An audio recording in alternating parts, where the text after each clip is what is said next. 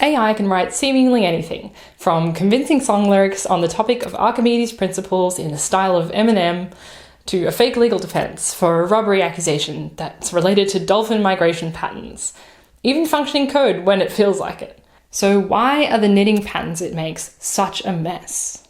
Let's look into the technical and creative reasons why AI sucks at pattern design.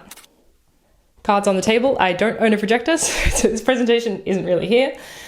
People have been knitting for thousands of years, and in that time they either made up the designs, were taught directly by someone else, or they followed a written pattern. Patterns are the most common way for knitters to make something to a particular size, shape, and with certain features.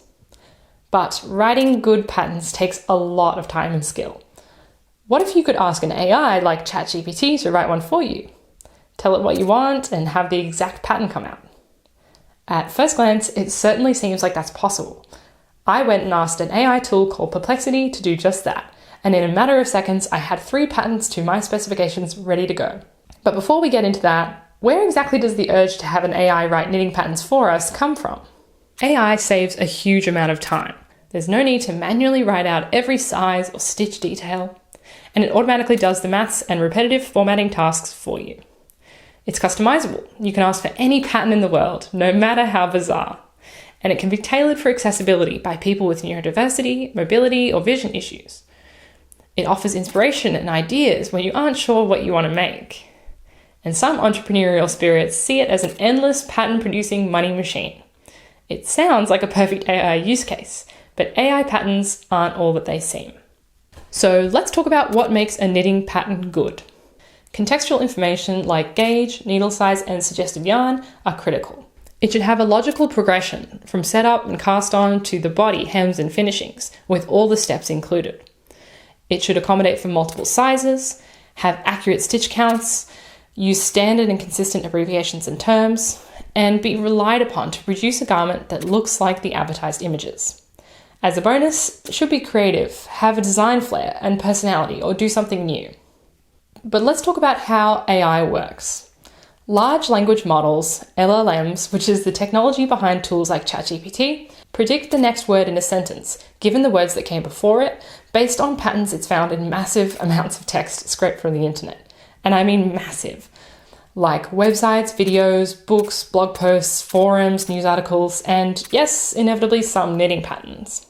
It breaks this text down into tokens, like words and phrases, and then practices generating convincing language by mimicking which words tend to follow others, or how phrases are commonly used. The model is audited and rewarded based on how good the sentences it produces seem, and it repeats this process over and over and over until it improves. A really great daily game that demonstrates this concept of word relationships well is Contexto. You have to guess the secret word in as few guesses as possible. Each guess is given a ranking based on how close or related your guess is to the secret word.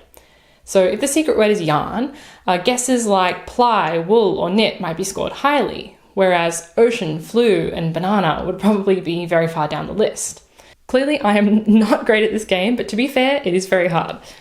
This kind of guessing game is a very simple version of what's behind your favorite AI tools. Very complex relationships between words that have then been used to spit out long strings of text. While large language models are unprecedented at producing natural, human-like sentences, they are not inherently good at maths or logical reasoning, and that makes them less than ideal for writing good knitting patterns. From reading patterns that already exist, the model learns that certain phrases tend to appear in sequence. Like, for example, cast on 200 stitches might often be followed by knit across the row. Knit 2 together and yarn over often appear together in patterns with lace in the title. And socks usually start with an instruction to cast on maybe around 64 stitches. But here's the catch. The model doesn't know what a stitch is. It doesn't have a concept of yarn, tension, or what knitting is. It doesn't know anything. It just starts with a statistically likely phrase, and then by reaching into a jumbled bag of data, completes the sentence.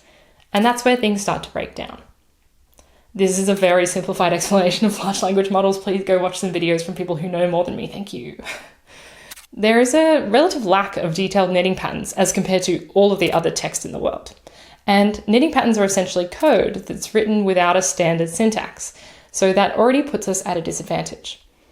While AI patterns may sound very convincing, if there's a gap between what is memorized and what you've asked for, or if it's ingested some bad data, AI can hallucinate or write something that isn't factually true in order to provide you with an answer. AI has difficulty maintaining internal logic, particularly when it comes to counting, like in counting stitches to make sure that things add up between rows.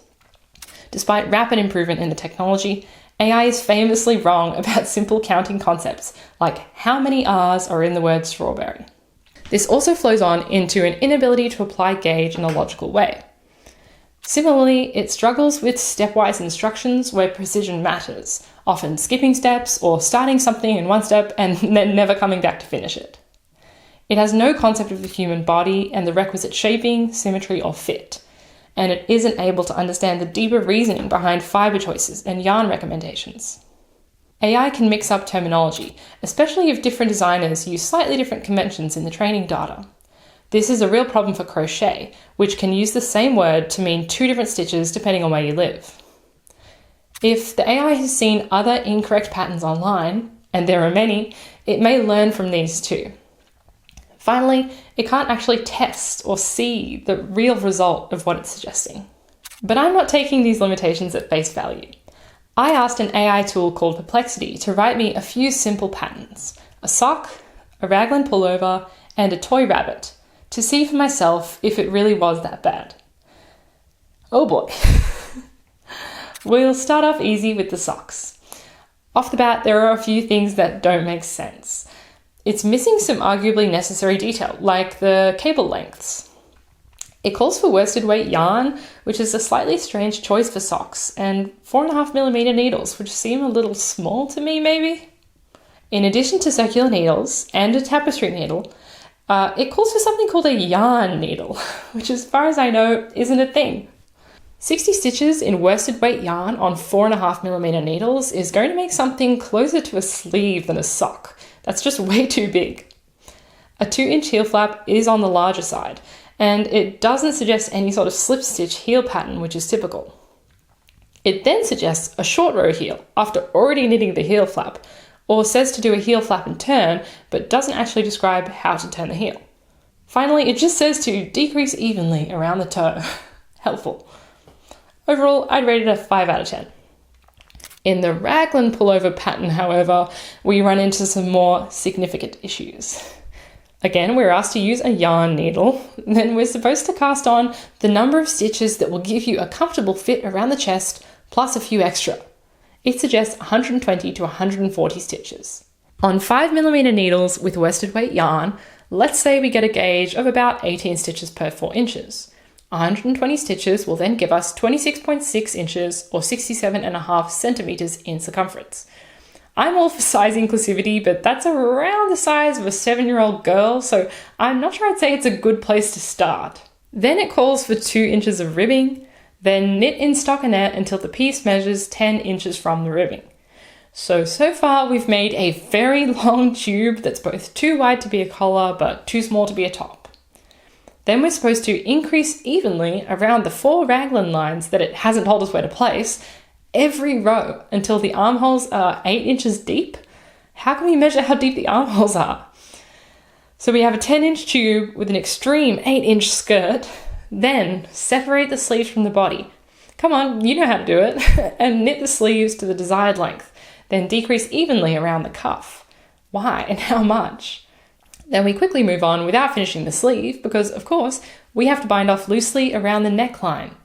We don't have a neckline. We don't have any live stitches other than the ones we just left on the sleeve, and we don't even have a sweater body. Done. Finally, the toy rabbit pattern.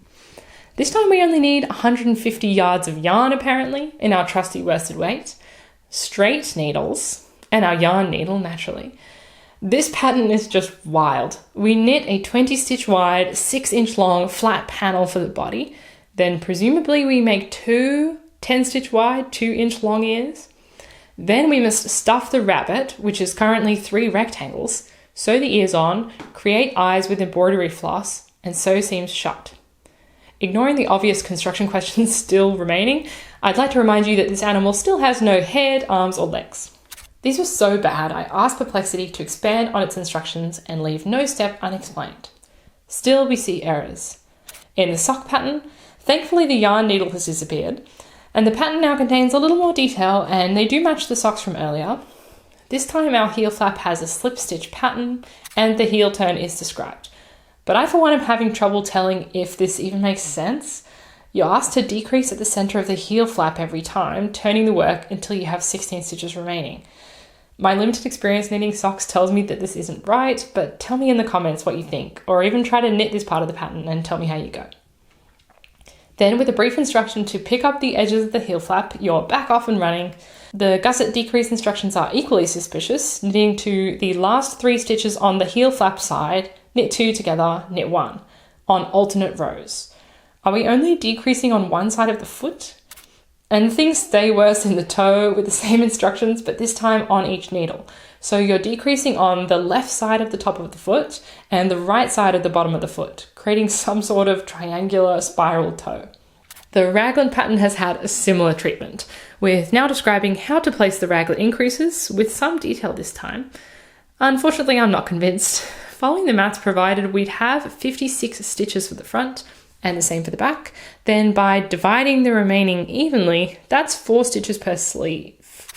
I love that it asks us to adjust the sleeve length as necessary for fit, as though you're going to put this 10-inch tube on your head and then thread your arms through the sleeves.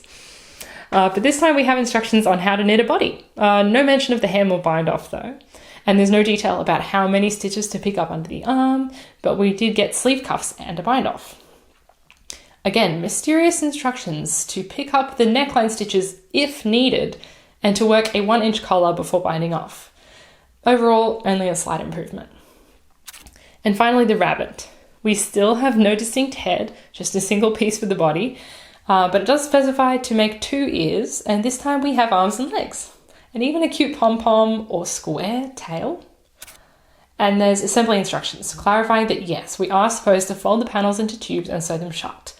I'll be honest, I'm very tempted to knit this horrifying little rabbit and show you guys how it turns out. And I also experimented with asking for instructions to add a lace panel to the jumper, but the chart it pumped out was just completely useless. Here are the written instructions it gave me when pushed. If any experienced lace knitters could please let me know what you think. I even then asked Perplexity to critically analyse its own work. And while it did pull up some issues, I would say that overall its criticisms were weak, and it ignored many obvious errors. Let me know what else you spot that's wrong with these patterns that both I and the AI missed. Now, if you were a complete beginner reading these patterns, how could you know until you tried to knit it? There are endless posts online from people who have generated AI patterns or bought them under the guise that they were written by a real person, only to end up with a sock with 3 toes or a jumper with no head hole, or worse, not able to finish their project at all. But beyond bad patterns, AI is inherently uncreative. It can only recycle what's already been made. This brings up intellectual property concerns when you ask whether it's remixing someone else's hard work and giving it to you for free. There are also other ethical issues, like cheap to produce patterns can be priced equally cheaply and undercut real designers, leading to a loss of revenue and any incentive to keep designing and innovating. And I have broader concerns about using AI to replace creative work so we can have more time to produce and earn. Also, who do you blame if the pattern was never tested and it doesn't work? With AI patterns, there's a loss of the human touch, which to many is a key selling point of the craft. The more patterns like this that are published, the worse the source data for future AI models will be. If I took the patterns that it just gave me and I put them on a website and the models are scraping the web for examples of how patterns are written, they'll come across it, learn from it, and they'll produce more like it. And once again, AI doesn't consider fiber type, drape, gauge, sizing, proportions, or anything else that makes a pattern great. And it really can't test the final product. So if AI can't write patterns, what can you do instead? You can use AI as a tool to help, not write. Like rearranging a pattern you've bought for clarity or formatting preference. You should also leverage existing purpose-built tools like chart generators, stitch count calculators, and if you're a designer, good old-fashioned tech editors. Finally, will AI patterns really ever improve? Maybe. You'd have to ask someone smarter than me. Based on the blindingly fast development of AI over the past few years, It wouldn't surprise me if, in another few years' time, these issues are ironed out and AI can write an even more convincing knitting pattern. But some data analysis seems to suggest that the capability of large language models is slowing down and converging, where without significant infrastructural uplift, with faster, more powerful computers, its improvement will stagnate. AI needs a better understanding of deep reasoning and logic, standard knitting conventions, reliable mathematic capabilities, and maybe integration with 3D modeling in order to render out its patterns and check its work. But none of those improvements would address the ethical and creative concerns we've talked about. So, what do you think about AI encroaching on the knitting world? And remember, AI might be coming for our hobbies and our jobs, but at least for right now, it still doesn't have hands to knit with. Happy knitting!